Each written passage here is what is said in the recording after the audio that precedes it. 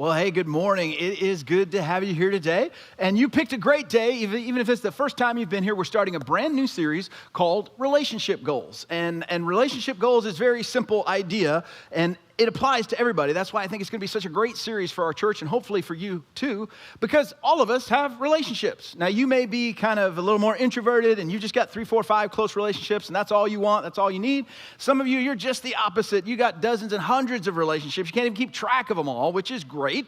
It doesn't really matter, not one better than the other, but because we all have relationships, we have relationship goals, and I'll prove it to you. For most of us, we just think, look, if all our relationships could be right, everything would be good.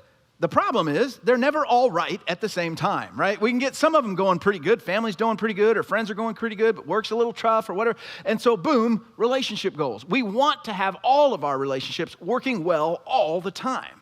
And somewhere along the way, this isn't your fault completely, because you were told you should have good, fulfilling, meaningful relationships, and you absolutely should. But you were also told somewhere along the way that there's no effort required, there's no maintenance required, no assembly required, that it's like the TV show Friends. You should be able to just sit around and drink coffee and everything will work itself out and you should have no problems. That's how all your relationships should be, right? Because if you're in relationship with the right person, it should just be easy. And that's what you were told. And the problem is, the struggle is, for a lot of us, we have good relationships in our life, but we also have rough spots, trouble spots, things that aren't working, at least the way we thought they would or we think that they should. I mean, you probably have, a great family, and hopefully you have great relationships with your family, and you tend to think that, hey, my family is always going to be there with me, except they seem like they've kind of drifted away a little bit. And you've got some ride or die friends, right? I am committed, they're committed to me, we're together, we're going to be together forever, always. But at the same time, sometimes you find yourself sitting alone, being lonely. Or maybe you got that special someone, somebody that you're going to love the rest of your life. You made that commitment, they made that commitment to you, you're together, your life is going to be perfect, and everything is going to go well, except it seems like she's kind of distant.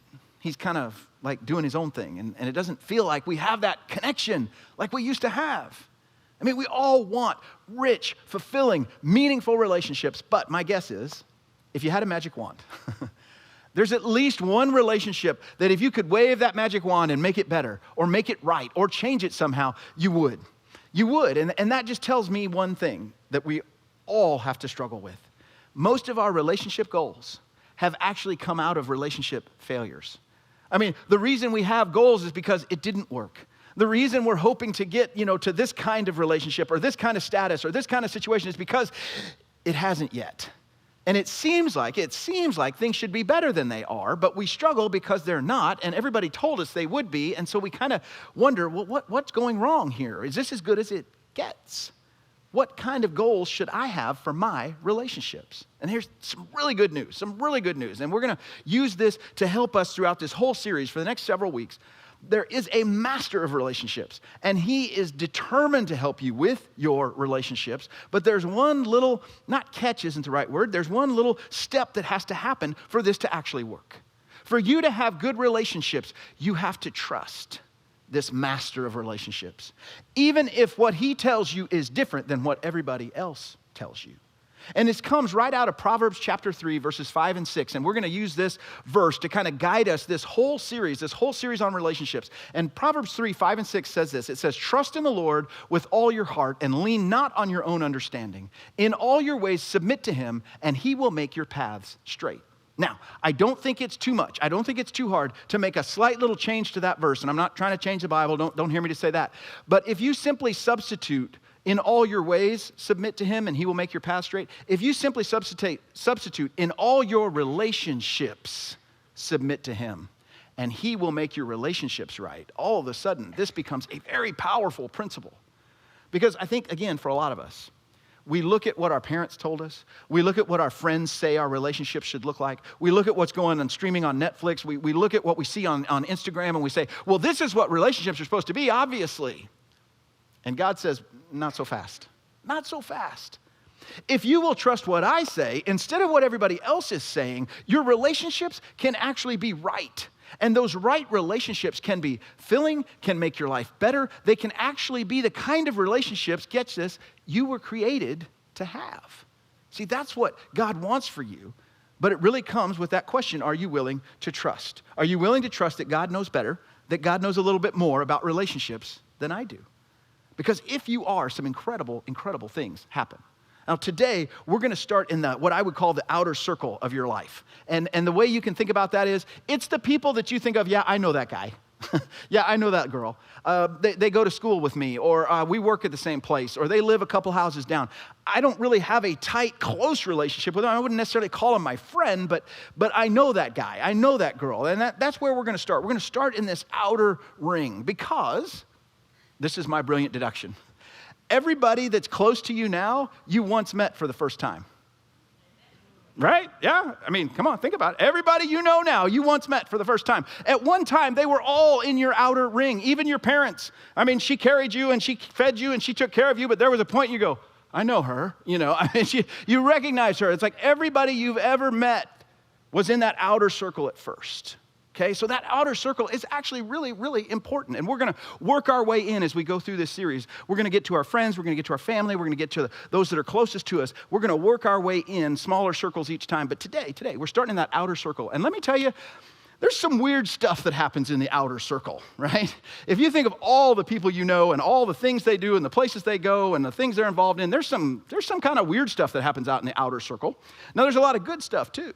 Because every person, like I said, I look at my friends, every one of my friends started out on the outer circle. Even my wife, Donna, she started out on the outer circle when I first met her, and she worked and wormed her way right into the middle. No, I was just kidding. And she became my closest relationship. So it does really matter.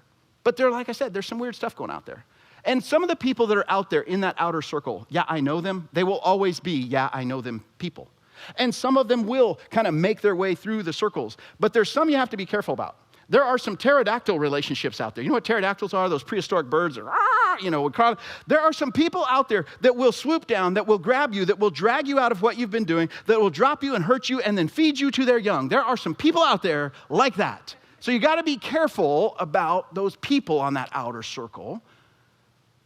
But here's how it works. It's not about everybody else doing the right thing. It's not about everybody else meeting my expectations. This is the principle that's going to guide us today and every week of this series. Right relationships come from being the right person. Right relationships, the relationships you want to be healthy and rich and fulfilling and meaningful and purposeful, those come from you being the right person. Not from everything else being right, not from the right context, not from somebody else doing their job, not from all the other things we think about. Right relationships come from you being the right person. Now, getting that relationship right is difficult. It's a stretch sometimes. It's hard to manage. It's not necessarily an easy step 1, step 2, step 3 thing to become the right person. But it's worth it. It's worth it because, again, as I said, we want those relationships to be filling and meaningful and helpful in our lives. So, right relationships come from being the right person. Now, one of the things that really makes a difference when it comes to this idea of the outer circle is our words. And the book of Proverbs does an amazing job of helping us understand how relationships work. And we've been in the book of Proverbs for a while, and we talked a few months ago about how Proverbs, they really give us a lot of insight into how to make decisions. And then even just a few weeks ago, we talked about Proverbs really tells us how to handle our money in a great way. But Proverbs also talks a lot about relationships. And one of the things it says, especially when it comes to that outer circle set of relationships, your words matter. Your words matter. And I can prove this to you. It's very straightforward. Think about some of the most encouraging moments of your life when you really felt like your family, your friends, or whoever it was, they were really behind you and you really felt good about who you were and those relationships and everything else. There's a really good chance that you can trace it back to some words that somebody said. Somebody encouraged you. Somebody built you up. Somebody talked about how they believed in you, how they loved you, they trusted you, they complimented you, they appreciated you, whatever it might be. Those words built you up, and it brought you to one of the high places in your life. And unfortunately, you can do the same for some of the low places in your life. Many of those times, those moments where you felt like things were not going well, and things were not going to be good, and that you weren't good, and your relationships weren't good, and the world around you wasn't good. And so often, you can trace that back to some words that somebody said that didn't build you up, it tore you down. That didn't make you feel good, it made you feel awful. And your words, they are so meaningful and they matter so much. And one of the reasons they're so critical when it comes to this outer circle set of relationships is because that's all they have. They don't know you yet. All they know are your words. And that is the beginning of either building a right relationship or building a bad relationship. And so your words matter so, so much. And so what we're going to do is we're going to take a look at a couple of things that Proverbs says about the words that come out of our mouth and how those either hurt or help. And so we're going to start with some of the tough things, some of the things that actually hurt. And Proverbs 11, 12, and 13 take us right to the spot. And it gives us a very clear, if somewhat uncomfortable, look at the words that we say and the words that we use. It says it this way: whoever derides, and derides, if you're not familiar with that word, think about it this way: talks bad about, tears down, insults, pulls at, whatever, gossips, etc. Whoever speaks badly about somebody else, whoever derides their neighbor has no sense. And that's pretty stark. I mean, that's kind of a cleaned up way of saying is a fool or is dumb. Whoever speaks bad about their neighbor has no sense. But the one who has understanding holds their tongue. A gossip betrays a confidence, but a trustworthy person keeps a secret. Now, you've seen this happen, unfortunately, and I hope it hasn't happened to you. And I hope that you weren't part of it, but you've seen this happen because it happens all the time. It seems like it's happening more and more and more. Another student, a friend, somebody that you work with, maybe it is the guy down the street, they do something. And all of a sudden, everybody has an opinion because whatever they did, it violated some, social expectation. And now everybody is jumping on this person. Everybody is talking bad about them. Everybody is telling what an idiot they are and they can't believe this and what kind of person would do that and who would say that and I can't believe and I can't, And it's like sharks in the water, right? I mean, everybody just starts tearing at them and tearing them down. We see it on social media. Kids are getting bullied. We see it out in the press of this cancel culture that if you say the wrong thing, if you do the wrong thing, you're a terrible person automatically, and we're done with you, and we're throwing you away. And God says the person who derides their neighbor has no sense. I mean, you may have never thought about this, and I'm going to need your help. But your mom had this figured out a long time ago in Proverbs 11, right? Do you remember the saying? Help me out. If you don't have anything nice to say, don't say anything at all. Your mom knew this. She was quoting Proverbs 11. God is telling us that's not the way. We don't attack and tear and pull down. That's not who we are. That's not what we do. Not if you want right relationships. Not if you want to become the right person. It's just so ugly. It's hurtful.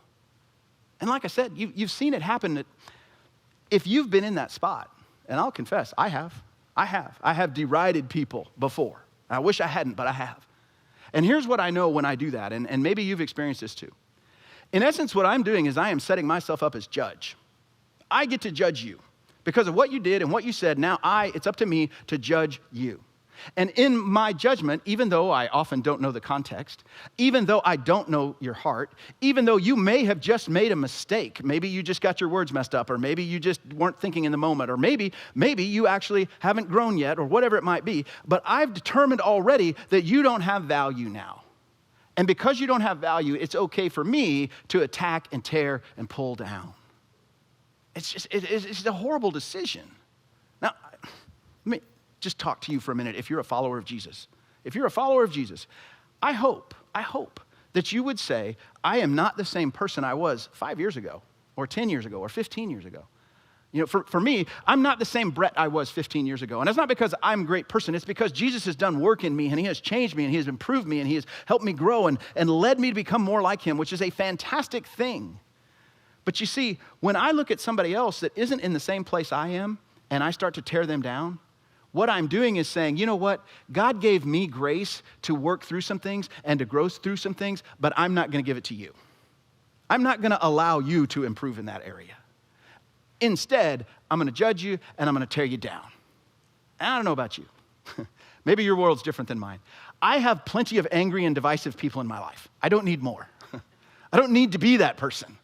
And you don't either. And God says, if you want right relationships, be the right person. And one of the things that the right person does is he refuses to deride. He refuses to gossip. She refuses to tear other people down. She refuses to attack people, even if what they've done is wrong. And it doesn't mean that we're winking at right and wrong. It just means I don't have to ring in on everything, right? It's okay if I don't ring in and tear somebody else down. That's not my job. I don't have to do that. So that's one of the things that people do that want to be the right person to have right relationships. The next one comes out of Proverbs as well. It's Proverbs 12, and it's verses 19 and 22. They kind of just fit together. It's very clear. It says, truthful lips endure forever, but a lying tongue lasts only for a moment. The Lord detests. You've ever wondered, does God hate anything? Does God despise anything? He does. The Lord detests lying lips, but he delights in people who are trustworthy. Now, God doesn't hate the liar, but God does hate the lying. What does God hate? God hates lying. He takes it very seriously. And you know this because you've experienced this. Anytime, which I'm sure you've never lied in a relationship, okay? You've never lied to a boyfriend or girlfriend. You've never lied to your parents. You've never lied to your friends. You've never tried to deceive anyone. I'm sure you haven't. But those of us that have, we found out something. Truth lasts and lies die fast. It just happens. You get fact-checked quickly, don't you? I mean, no matter how good the lie is, no matter how airtight it is, it gets found out. Truth lasts. Lies die fast. And it makes no sense. If you know you're going to get caught, why would you do it? And lying, you know this. Lying isn't just the words, right? Sometimes it's what we leave out. Sometimes it's the way we try to manipulate. Sometimes it's the way we deceive. Well, no, I didn't see that, I guess. I didn't know that. We kind of use words and play games and play tricks just to try to get ourselves off the hook or to try to make somebody else look bad or make us look good. And all of that falls under this idea of lying. The Lord detests, despises, hates lying. And it's one of those things, like I said, you're going to get found out. And guys, just a little aside, don't ever lie to a girl. Just don't. They're going to find out. They are really good at it. They have a built-in lie detector that is more sophisticated and better than anything you've got. So don't even try. It's not going to work. I remember when our kids were little, and I'm a pastor, and you know what my kids are like? They're like everybody else's kids. They do stuff. They make mistakes. They do things right. They do things wrong. And I remember when they were little, and something would happen, and they'd do what a lot of kids do. They'd kind of sense that maybe they're about to get in trouble, not sure what's going on here yet, and they kind of start telling a little bit of a story, right? And me, I'm trying to be the gracious dad and a good guy, and I'm just kind of sitting there listening going, oh, okay. Well, yeah, I could see that. And then my wife, Donna, would grab me by the arm and whisper in my ear, they're lying. Oh, when? Where? Where did she lie? People know. People know. You think you're getting away with it, but people know. And even if they don't know in the moment, they find out sooner or later. We've all experienced that. We all know that. I read an article the other day in Financial Times, and it kind of blew me away because at first I thought it was clickbait, right? I thought it was they're just trying to get me to read the article. And it said something along the lines of every CEO has to learn to lie. And I thought, well, that's odd, And I'm like, well, what does that mean? And so I start to read the article. And it wasn't just clickbait. This whole article was about how senior executives and corporate leaders need to get comfortable deceiving. They said the CEO will never be comfortable in the CEO chair and if they're addicted to truth. That the best executives have learned how to mislead. And I thought, that's awful.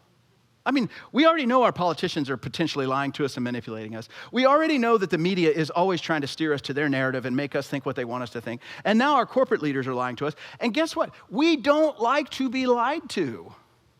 Do we? I don't think anybody does. Remember the last time somebody lied to you? Last time they kind of tricked you? Maybe they told you what you wanted to hear. Maybe they just made up something, or maybe they just told the story in a way that really made you think one thing when the reality was something else. And you remember when you found out how you felt? A lot of times we're mad. We feel insulted. We feel like, how dare they lie to me? But you know what's underneath that? We're hurt. We don't like it. I don't like it when somebody lies to me. Because when you lie to me, you're devaluing me. You don't know and you don't deserve the truth. We don't like being lied to. And so why is lying wrong? Is it wrong because we want to be good people? Is it wrong because the Bible says so? Yeah, those things are true at one level, but you know why lying is wrong? Because God knows this, and this is why God detests lying lips. Lying always hurts the relationship. It always hurts the relationship.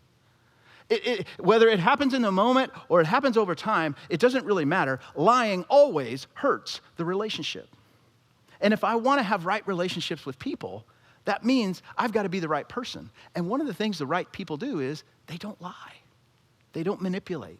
They don't deceive. They don't tell stories to make them look good and other people look bad. They don't try to trick other people into believing something that's not really true. That's not being the right person, and that is a foundation for wrong relationships. And again, God says, look, I know you're going to hear all kinds of things from different places and different people. And so maybe it was the magazine article, or maybe it was the social media, or maybe it was this, or maybe it was that. But God's saying, listen to me. If you will trust me with your relationships, I can make them right. I can make sure you hit your relationship goals. But if you ignore what I say, you're not going to be the right person, and your relationships are never going to be right. There's so much wisdom in what God has to tell us. And so those are things not to do. We don't want to deride and pile on and tear at. We don't want to deceive and lie. What do we do? What are we supposed to say? Proverbs 16:24 tells us, gracious words are a honeycomb, sweet to the soul and healing to the bones. And I know you're kind of like, oh, is that it? I mean, I thought it was going to be something really, really heavy, really, gracious words. Gracious words. Maybe make it very, very simple. When I talk about or to someone else, I don't tear people down. I don't try to deceive them. I just try to build them up. What good do I see in you? Where are you doing well? What can I be appreciative of? Where have you excelled? What strengths do you have? What is going right because of you? I'm going to choose words that are gracious, that build up and don't tear down, that encourage instead of discourage. Because my relationship with those people in that outer ring, again, is largely built on the words that come out of my mouth. And so I get to choose how those relationships are going to go by what comes out of my mouth, how I talk to them and how I talk about them. I love the story of Bill Lasasso. Bill was a pastor in Florida. Now, he is a pastor in Florida, and he turned 73 earlier this year. And so he wanted to spend his 73rd birthday doing what he did on his 17th birthday, and that was driving an ice cream truck. That was like his dream. I want to drive the ice cream truck again. And so his daughter rented an ice cream truck and paid for all the ice cream in the truck, and Bill took his truck and drove through the neighborhood where he lives. And he was ringing a bell and doing the thing, and people would come up, and it didn't take long because the word got out. The ice cream was free. He was giving it away. He wasn't selling it. And so people started coming out of their houses, and kids are there, and adults are there. It's like, can I get one too? Yes, you can. He's giving ice cream to everybody. And he would not give them ice cream without one little small pause. He spoke a word of encouragement to every person that he gave ice cream to. So it was a long line, and it took a while. But for every person that came through, he either complimented them or he thanked them, or if he knew anything about them, he tried to specifically say what he enjoyed and what he appreciated about that person.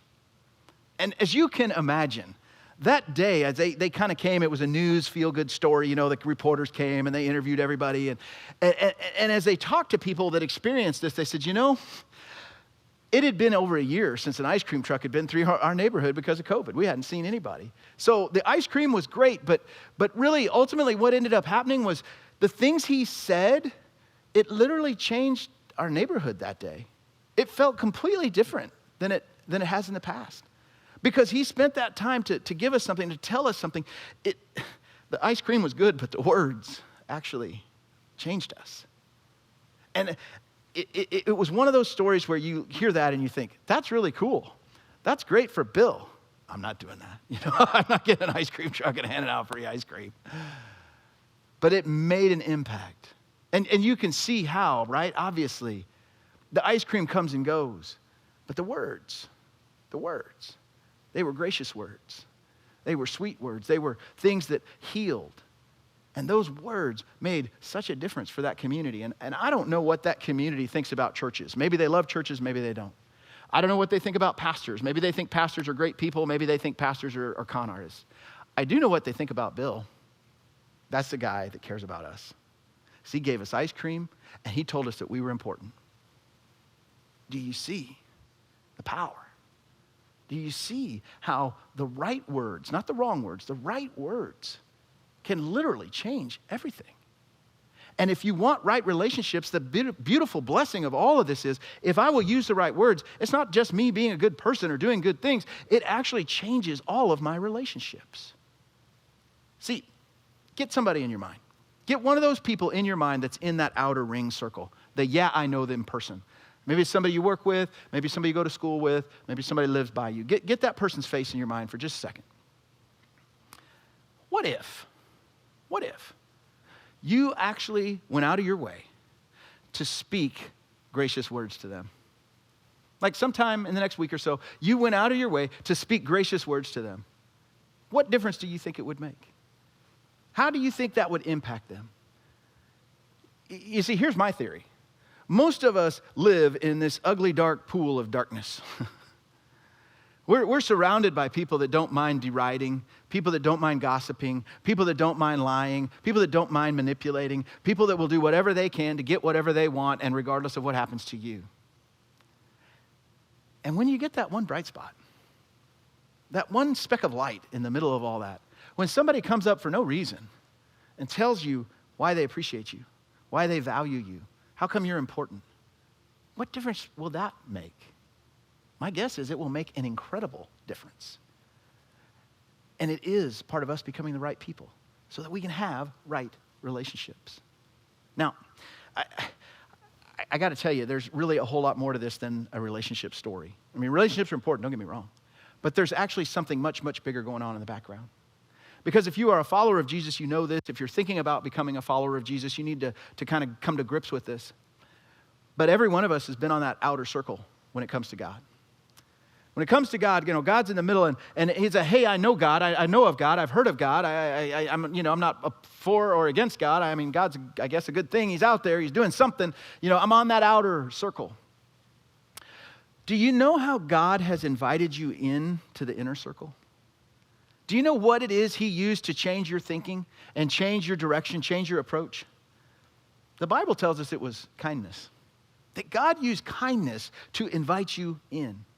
Which is astounding because, let's be honest, I mean, if everybody knew everything we had ever done, thought, or said, you would deride me, right? If you knew everything about me, you'd be like, that dude's messed up. I mean, there's some stuff going on there. I mean, we get that. And all of us, it's same is true for all of us. So much more for God. When he looks at us and looks at our life and he says, I see it all. If there was anybody that could put themselves in the seat of judge, it's God. And God doesn't need to lie about us. The truth about us, the good, bad, and the ugly truth about us is enough. He doesn't have to manipulate anything. He sees all that. He knows all that. And Jesus steps into that gap. And he covers all of that so that God can turn around and say, I'm inviting you in with kindness, with gracious words, things that are sweet to the soul and heal your bones. You see, this is so much bigger than just getting a few external relationships lined up. It's what God has done for us because God is for us. That's what he does. He invites us into this relationship. He says, I want all your relationships to be right. First with me, then with everybody else. And if you will allow me to come into your life and help you become the right person, your relationships will get right over time. And that's who he is. That's what he does. He's for us. And I'm so glad as a church that Mountain Ridge is for us too. Mountain Ridge is for you. What does that mean? We're not going to get it right every time. Believe me. We're going to make mistakes because we're people. We're in the process. We're trying to follow Jesus closely, but we know there's places and times we're going to slip up and mess up. But I can tell you this as a church, we are not going to be a church that derides people. We are not going to be a church that gossips about people. We are not going to be a church that feels like it's okay to lie or to manipulate or to deceive. That's not who we are. That's not what we're about. We are about gracious words. We are about kindness. We are about drawing people in. And the reason why is not because we're great people, because we have been changed by a great God that did the exact same thing for us. So as I said, it is about becoming the right person in the right relationships, but it's about so much more than that. Let's pray together.